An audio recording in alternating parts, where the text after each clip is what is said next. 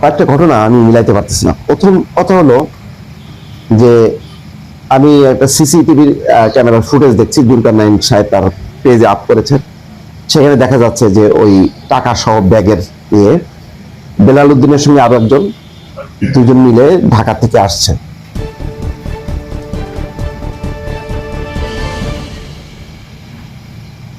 প্রথম প্রশ্ন হলো যে যেই টাকাটা ধরা পড়লো সৈয়দপুর বিমানবন্দরে, সেই টাকা কোথা থেকে গেল?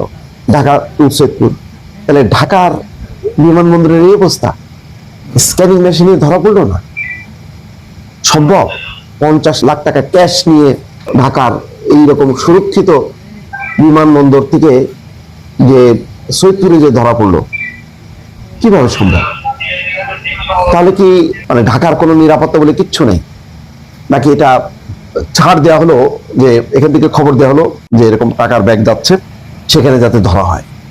এটা পরিষ্কার হয়ে গেল আজকে।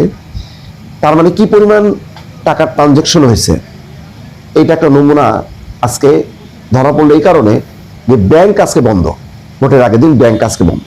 যদি ব্যাংক খোলা থাকতো তাহলে কিন্তু ধরা যেত না, কারণ এই টাকা ধরেন ইসলামী ব্যাংক থেকে চলে যেত ওই যেখানে যাওয়ার কথা, ঠাকুরগাঁতে বা সৈয়দপুরে, সেখানে চলে যেত। ওই শাখা থেকে টাকা নিলে এটা ব্যবসায়িক কাজ। এখানে উনি শিক্ষক, উনি ব্যবসায়িক কাজে কিভাবে ইনভলভ? বলছেন যে তিনি নাকি গার্মেন্টস ব্যবসার সাথে যুক্ত। তো একজন শিক্ষক কি একই সঙ্গে গার্মেন্টস ব্যবসা করতে পারেন? এটা হয় কোনোদিন?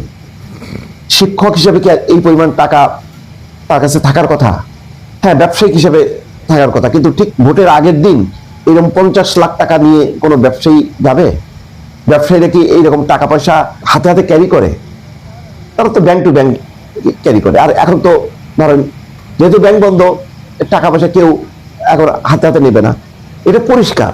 এইটা মানে লুকোনো চাপানোর কোনো কারণ নেই। দেখেন আর একটা খবর এসছে এইমাত্র, এবং টোটাল দেখা যাচ্ছে যেখানে 55 লাখ টাকা।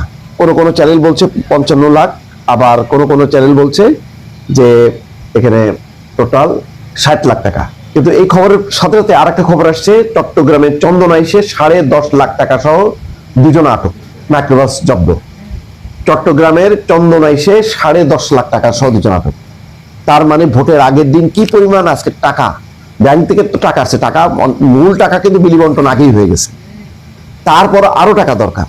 এখন এই টাকা নিয়ে মাইক্রোবাস গুলো হাতে হাতে বিভিন্ন জায়গায় যাচ্ছে, সেখানে আইন শৃঙ্খলা বাহিনী তার পক্ষ থেকে যতটুকু সম্ভব সেটা ধরা পড়ছে। সব মিলায় এই তৎপরতাটা আরো আগে থেকে শুরু হলে এই যে সন্দেহজনক লেনদেন বলে যে কথাটা আছে, সেটা কিন্তু ধরা যেত এবং অনেকখানি কিন্তু গতিরোধ করা যেত। কিন্তু দুর্ভাগ্যজনক ভাবে এবার কিন্তু সেটা সম্ভব হয়নি। এখন দুইটা বিষয়, এক, পরিষ্কার হলো যে ঢাকা থেকে কোনো রকম চেকিং হয়নি, তাহলে ঢাকাতেই ধরা পড়তো। তার মানে ঢাকার বিমানবন্দরের যে বেহাল অবস্থা, নিরাপত্তা ব্যবস্থা আবারও ধরা পড়লো। এর আগেও দেখা গেছে যে অস্ত্র চলে গেছে, এবার টাকা চলে গেল। 2 নম্বর হলো যে ব্যাংক বন্ধ থাকাতে এটা ধরা সম্ভব হলো। এখন ব্যাংকের মাধ্যমে কত টাকা পয়সা এইভাবে সন্দেহজনক লেনদেন হলো, এটা কি আদৌ কখনো জানা যাবে? আমার ধারণা জানা যাবে না। এখন রাস্তাঘাটে যে চন্দনাইশে এখন ব্রেকিং নিউজ হচ্ছে, 10 লাখ টাকা সহ দুজন আটক। এইরকম টাকা আর এখন বিভিন্ন জায়গায় জায়গায় ছড়ানো ছিটানো হচ্ছে শেষ মুহূর্তে।